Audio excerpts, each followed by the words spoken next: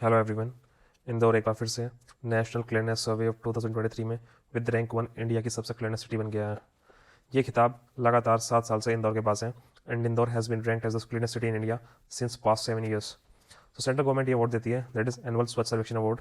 तो इस साल 2023 का भी जो अवार्ड था वो अनाउंस किया है 11 जनवरी को गवर्नमेंट ने। सो ये फर्स्ट टाइम इसकी शुरुआत हुई थी 2016 में एंड इंदौर की रैंक तब थी 25। So now we will see कैसे इंदौर ने इंप्रूव किया 25 से 1 पे आने में, एंड इतनी जंप लगाने के बाद कैसे अपनी रैंक 1 को सस्टेन किया हुआ है इंदौर ने, क्या क्या चेंजेस उन्होंने अपने सैनिटेशन पॉलिसीज में लेकर आए। We will try to understand in this lecture. So what the number 1 ranking means, number 1 होने का मतलब क्या है। पहले तो जो अवार्ड है ये आता है union housing and urban affair ministry के अंडर। ये मिनिस्ट्री प्रेजेंट करती है इस अवार्ड को। फर्स्ट टाइम इसकी शुरुआत हुई थी स्वच्छ भारत मिशन के साथ, एट्स अ पार्ट ऑफ इट। तो उसको क्लीननेस को मेजर करने के 2 क्राइटेरियाज बनाए हुए हैं उन्होंने। पहले तो सिटीजन फीडबैक है, लोगों से जाकर के वो फीडबैक लेते हैं directly, and second is field assessment. उनके वॉलंटियर्स फील्ड पर जाकर के असेस करते हैं उस क्लीननेस के पैरामीटर्स को। तो जैसे कि आप सभी को पता ही होगा कि जो सैनिटेशन सब्जेक्ट है वो स्टेट गवर्नमेंट के अंदर आता है। So state government has been task for this work कि वो रेगुलरली अपडेटेड डाटा फीड करेंगे Swachh Bharat mission management information system पे। फिर उस डाटा को वैलिडेट करने के लिए सिटीजन से फीडबैक लिया जाएगा, रेजिडेंशियल एरियाज को विजिट करके एंड कमर्शियल एरियाज को विजिट करके। ठीक। सो वहाँ पर के जाकर के जो वॉलंटियर्स है कई तरह के क्वेश्चन पूछेंगे वेस्ट कलेक्शन से रिलेटेड, क्या कितनी फ्रिक्वेंसीज हैं एंड एक्सेट्रा। तो जो फील्ड असेसर्स हैं they visits household shops randomly to record the responses. तो रैंडमली किसी भी घर में चले जाएंगे या किसी दुकान पे जाएंगे और वहाँ से जो लोकल्स हैं उनके रिस्पॉन्सेस को कलेक्ट करेंगे। सो जो क्राइटेरिया है वो वेरी करता है डिफरेंट डिफरेंट सर्विस के बेसिस पे। मान लो कि अगर वो किसी से फॉर एग्जाम्पल टू जज the kind of technical support provided to sanitation workers, कि कैसा टेक्निकल सपोर्ट दिया गया सैनिटेशन वर्कर को, तो उस बेसिस पे they will mark the scheme by taking into the account कि उनको आईडी कार्ड मिले हुए नहीं मिले हुए हैं। इनफॉर्मल वेस्ट पिकर्स जो है उनको आईडी कार्ड गिवन है नहीं है, पीपी किट्स उनको गिवन है नहीं है, अलग अलग पैरामीटर्स के बेसिस पे वो मार्किंग करते हैं फिर। So why does Indore keep ranking as the cleanest city. Indore municipal corporation consultant for the Swachh Bharat Abhiyan that is Amit Dubey ji बताते हैं a sustainable system of garbage collection processing and disposal has been developed in Indore. So garbage collection का एक proper system बना हुआ है जहाँ से properly garbage को पहले कलेक्ट किया जाता है, फिर उसको प्रोसेस किया जाता है एंड देन डिस्पोज ऑफ किया जाता है। सो 3 स्टेज में सिस्टम पूरा डिवाइडेड है इनका, कलेक्शन प्रोसेसिंग एंड डिस्पोजल। सो इसको फाउंडेशन बेस देता है इंदौर की रैंकिंग को नंबर 1 बनाने में। So Indore target the various indicators map in the survey early on. So जो भी इस सर्वे के अंदर इंडिकेटर्स दिए हुए गवर्नमेंट ने कि आपके यहाँ ये चीज़ें होनी चाहिए, then we will mark accordingly, वो सब इंदौर उन सबको टारगेट करता है, उन सब इंडिकेटर्स को उन पर काम करता है और खुद को इंप्रूव करता है। उसी वजह से ये जो रैंकिंग है ऑफ द क्लीनेस्ट सिटी ये मेंटेन की हुई है, ऐसा अमित दुबे जी बताते हैं, who is the consultant for the Swachh Bharat Abhiyan for the Indore municipal corporation. So कैसे उसमें यूजेस उन्होंने पैरामीटर्स डाले हुए हैं, क्या क्या चीज़ें उन्होंने की हुई है, that we will see now. Installing new toilets and disturbance. So NGOs ने बहुत ज़्यादा ग्राउंड वर्क किया एंड जो चैलेंज था ओपन डिफेकेशन का उसको खत्म करने के लिए उन्होंने ऐसे एरियाज को आइडेंटिफाई किया जहाँ पे यूरिनेशन की इशू था या टॉयलेट किया जाता था, ओपनली डिफेकेशन किया जाता था। सो उनको मार्क कर करके उन लोगों ने बहुत सारे कम्युनिटी टॉयलेट्स की डेवलपमेंट की and single provision of single house hold toilets भी डेवलप किए, उनको कंस्ट्रक्ट किया ताकि जो ओपन डेफिकेशन का इशू है ये खत्म हो सके। सो उसके लिए उन्होंने बहुत सारे इंडिविजुअल हाउस होल्ड्स को विजिट किया, उनको आइडेंटिफाई किया, नंबर ऑफ फैमिलीज को देखा, उनकी रिक्वायरमेंट्स क्या थी, उसी के अकॉर्डिंग उन्होंने उनको टॉयलेट्स कंस्ट्रक्ट करके दिए।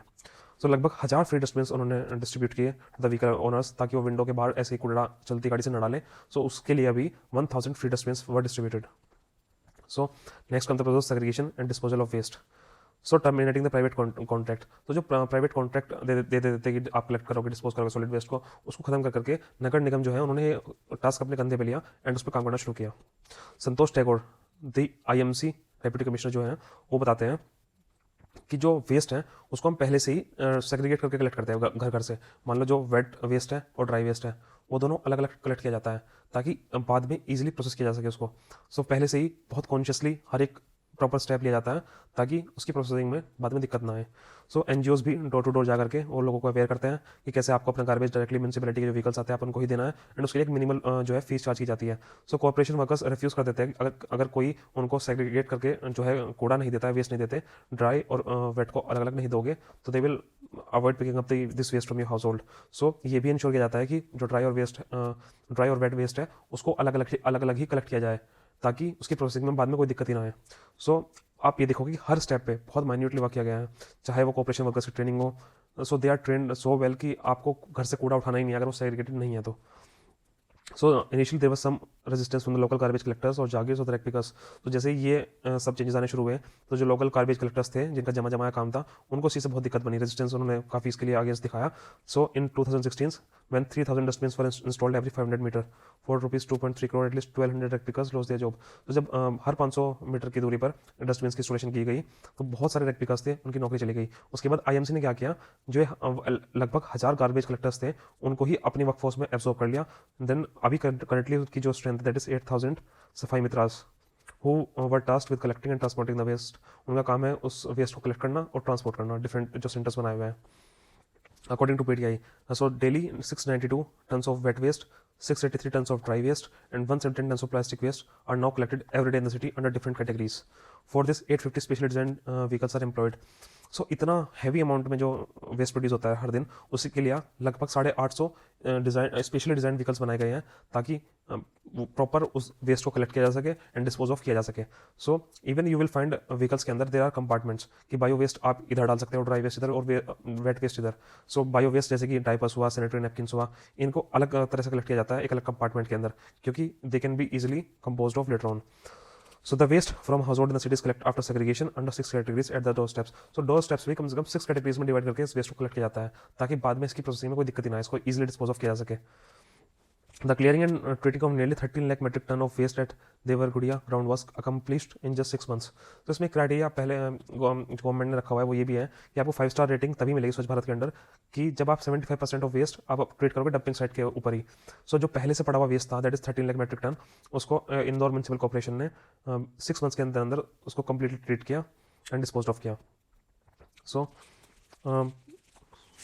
सो 10 ट्रांसफर स्टेशन भी इंदौर म्यूनसिपल कॉर्पोरेशन ने डेवलप किए हैं जिनकी कॉस्ट हर एक ट्रांसफर स्टेशन की 4 करोड़ के आसपास है। To collect waste before it was transported to dumping ground. तो डंपिंग ग्राउंड भेजने से पहले बीच में एक ऐसे ऐसे ट्रांसफर स्टेशन बनाए हुए हैं जैसे यहाँ से घर से कलेक्ट किया और ये व्हीकल लेके आता है, देन ट्रांसफर स्टेशन, देन तो डंपिंग साइट्स। सो जो भी बायो वेस्ट है या वेट वेस्ट है उसको कम्प्लीटली कंपोस्ट में कन्वर्ट करके उसको आईएमसी सेल आउट कर देता है। And new treatment plant was setup in 2016 to tackle dry waste. Dry waste को टैकल करने के लिए एक न्यू ट्रीटमेंट प्लांट का सेटअप किया गया था इन द ईयर 2016। तो बिल्डिंग हैबिट्स अमंग सिटीजन्स। तो जो फॉर्मर मेयर है मालिनी गौड़, वो बताती है कि लगभग उन्होंने 400 मीटिंग की सिटीजन के साथ एंड और दिलाई उनको साफ सफाई की, क्लीननेस की to more than 4 lakh peoples, ताकि उनका पार्टिसिपेशन बढ़ाया जा सके इस प्रोग्राम के अंदर। एंड ज़्यादा से ज़्यादा मात्रा में जब लोग जुड़ेंगे तो उसका इम्पैक्ट ग्राउंड रियलिटी में देखने को मिलेगा। IMC also issued spot fines from rupees 250 to 500।